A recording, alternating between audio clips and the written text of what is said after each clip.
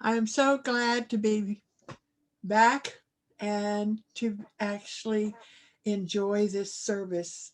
Thank you, Raquel, for a beautiful meditation. And I feel like that as we have spread that energy out, we're feeling the God energy within us. So this morning for our, shall we say, lecture, but not really a lecture, it's a talk. You know, I pulled out a writing that I did several years ago, and I want to share some of that with you. And it starts out, we often ask ourselves, why am I a spiritualist? At least I do, you know. And I found the answer which is meaningful to me. It is the breath I breathe and the life I live.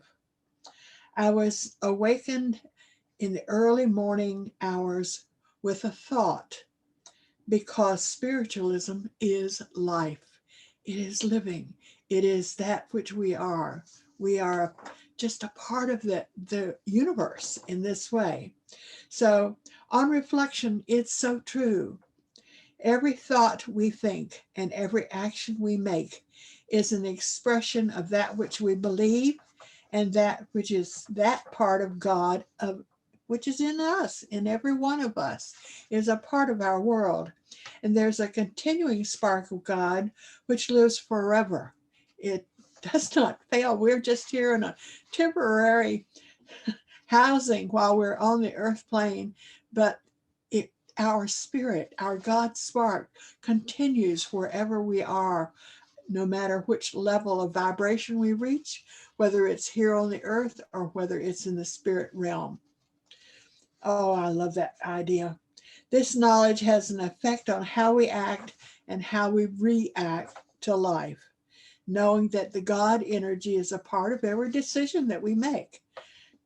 We become more positive in our thinking, more positive in our actions, because we know that we are on a path of progression, and each negative act must be balanced by a positive one.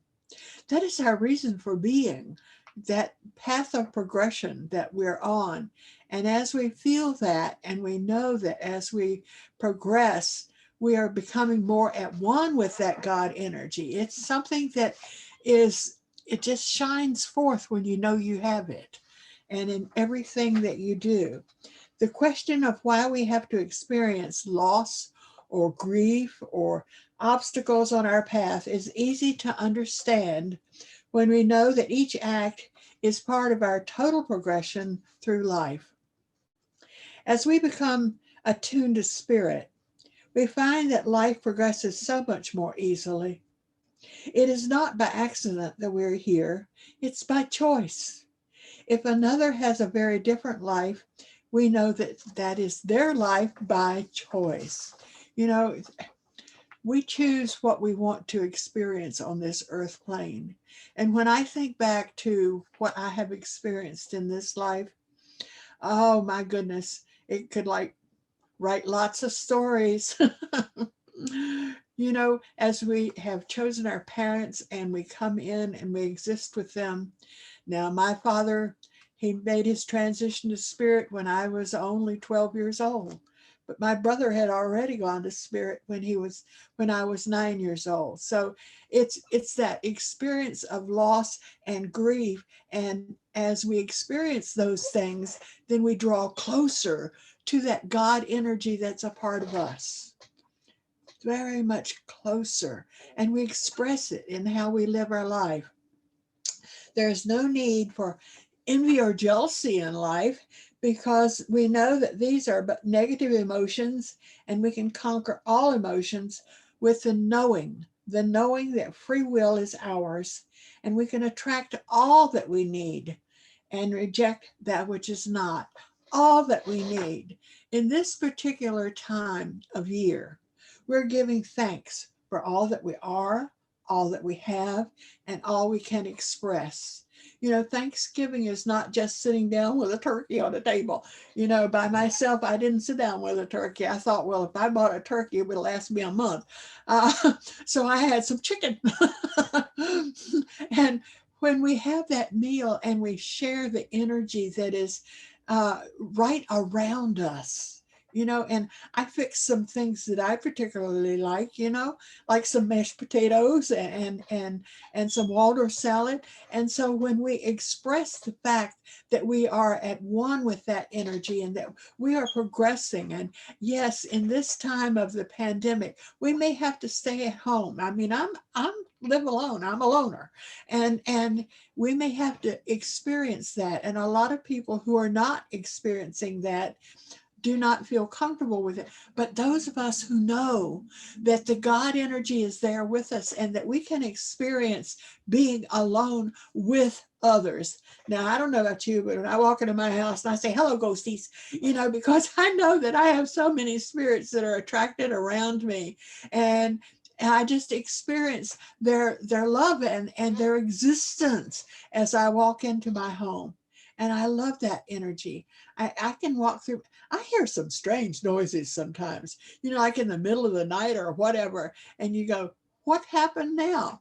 There was one time when I was living back in Kempsville, and I thought I heard an explosion. I thought something in the garage had exploded.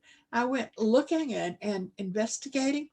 Nothing had exploded. It was just an energy bubble. And some of us experience those quite often. We hear these sounds and we think, okay, what's going on? You're welcome and I love you. But, you don't have to pull something like that to get my attention. I can hear you without the explosions going on around me. But we accept the fact that they are there, and I know that spirit is around me all the time. So the thought that every breath is easier because of our belief in spiritualism, it's that belief in the infinite intelligence that is God. It's that belief that helps us to live this life and to progress in this life. So it may sound a bit unusual to say, that every breath is easier because of our belief in spiritualism, but we know that we don't have to experience the negativities. We don't have to. If it's attracted into us, we say, okay, I see you, and enough of that, go away. So we experience the love, the energy that is there. I have friends who walk around and in their daily life, they hear spirit talking to them. Now, I know that a lot of us, we stay open, whether we should or not. But when we feel that energy with us and we're open to spirit communicating with us, then we get insights into what we are doing and what we should say and where we should be. It's easy to listen. We need to listen. It's the absence of fear and the knowledge of creation through infinite intelligence.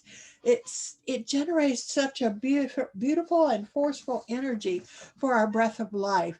Everything that we do. Now, I don't know about you and who comes in around you all the time in your homes, because I know several of you and I know people that will be there around you. But around me, yes, Fred is here, and so are my parents and family and so on. But Fred is predominant a lot of times, and the message that I received a week or so ago from him makes me laugh because he says, "Don't stop singing." I used to sing all the time in the church. Before each lecture, we would do a special, and I loved that. And some of the hymns that I love and that recur, you ever get one on your mind and you can't go to sleep because it just goes over and over and over in your mind? Well, I get those every once in a while, and one that is very special to me that I used to sing to my cousin when her brother had been killed in an auto accident and she was so sad. I would go down and I would sit at her piano and I'd play the song and I'd sing it to her. Be not dismayed, whatever betide, God will take care of you. Beneath his wings of love abide, God will take care of you. God will take care of you through every day or all the way. God will take care of you. God will take care of you. Now, when you have that running through your head all night long, when you get up in the morning, you know there's a presence there. You know that it's an expression. It's who you are. And we know that. You know, when I walked into this church, I'm doing the history of the church and making a brochure out of it. And it is the result of a meeting that I had with Jim and Norma Morgan and Fred and myself and Kathleen Cribb, and we all had input. And as I'm transcribing those notes, a lot of things, it's like I'm telling a story.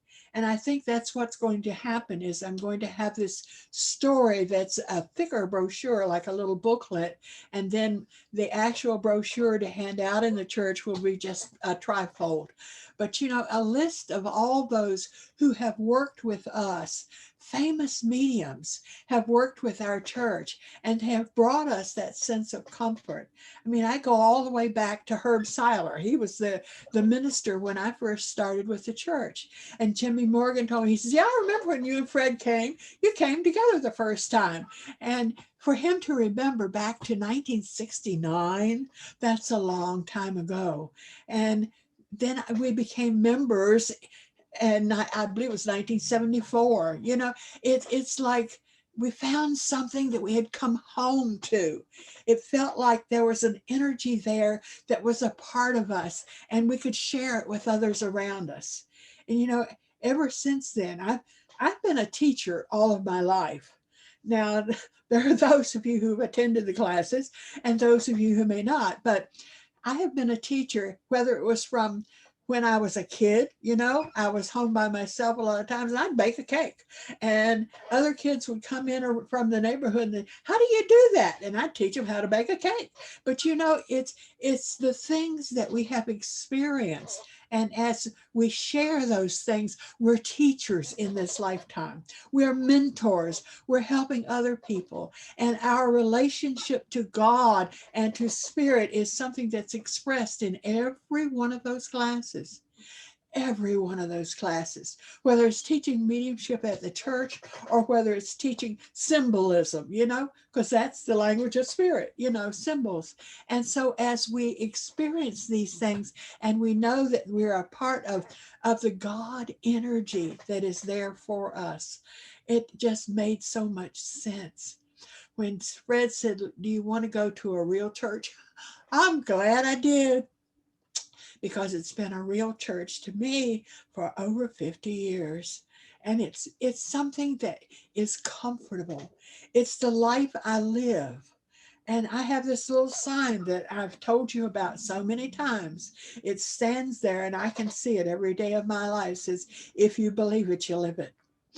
And I firmly believe that we live that which we believe. And we don't just go to church on Sundays like I did as a kid when I was going to Baptist church. We don't just go to church on Sunday. We are in church every breath we take because the God energy is our church. It's part of us. It's part of the expression of life. It's part of who we are. It's part of who we show other people. It is the progression in life. And so that first principle caught me. It just caught me like around the throat, you know. We believe in infinite intelligence. And I didn't have to worry about that God sitting on a throne somewhere, an old man with a beard. And I used to lay in bed at night and wonder, you know, did I donate enough of my time today? And am I going to get smacked or am I going to get thanked? You know, and I no longer have those experiences because I know that every breath I take is a part of the God world that I live in. Infinite intelligence is the source of all creation. And we're a part of it. We're a part of it. When we see the trees, you know, they can chop down a tree, but you still see what was left of that tree. It's the spiritual image of that tree is still there. And so sometimes when we're driving along, we see things. We see things and we wonder, where did that come from? I don't I don't remember that. But I can remember when Fred and I were driving up to Lilydale, and we went through the tunnel in Pennsylvania. And at the end of that tunnel, I saw this strange man standing at the end of it, and he had an old-fashioned camera, you know, the kind that had the bellows on the front of it. And he had this old-fashioned camera, and it was aimed at us as we came out of that tunnel. And when we got out of the tunnel, there was nobody there. You know, it was spirit showing that they manifest where we need them. We needed the comfort of knowing we were on the right road and going in the right place. And he assured us by his spiritual materialization that spirit's there guiding us all the time. I know you feel it, and I know each of us feel it. We feel that wonderful, it's something that gives our breath meaning. We're not just breathing in order to help this physical body. We're breathing to help our spiritual body attune with all that's around us. If there's a lesson in this time of Thanksgiving, this time of the year when we can be a part of so many things, let it be that we're a part of that progression that is God manifesting in everything and everywhere. We are a part of it. So if someone asks you and you say, do you know why you're a spiritualist? We can say yes, because it is the breath of life. It is our very existence. And if we can demonstrate that by the way we live, then we are a part of a world that is much larger than ourselves, and we can drift into those realms of spirit and experience the peacefulness of that spirit realm. I've done that so many times and enjoyed it so many times. And I hope you will too. You know, that you can just sit quiet into your meditation and feel that spiritual energy flowing through you and around you. And others can experience it too. And then you'll know and you'll recognize those who gather with you. Sometimes when I creep out into that spiritual world, I can see all my family, but they're on the other side of the fence. They can't come to my side, and I can't go to their side, but they're there. They're there, all those loved ones who are waiting for us, and they're helping us as we grow and progress. I ask myself, why have I been allowed to stay on this earth plane for such a long time? You know, 81 years is a long time. And I ask myself, why am I still here? Well, maybe it's something I got to do, you know? Maybe there's just a challenge or an object out there that I'm supposed to deal with. And so as I breathe in the breath of life and breathe it out and experience the at one month with the spiritual world around me, I know that I have progressed in so many ways, so many ways. So I thank you for allowing me to share this morning, and I truly enjoy being home. Thank you.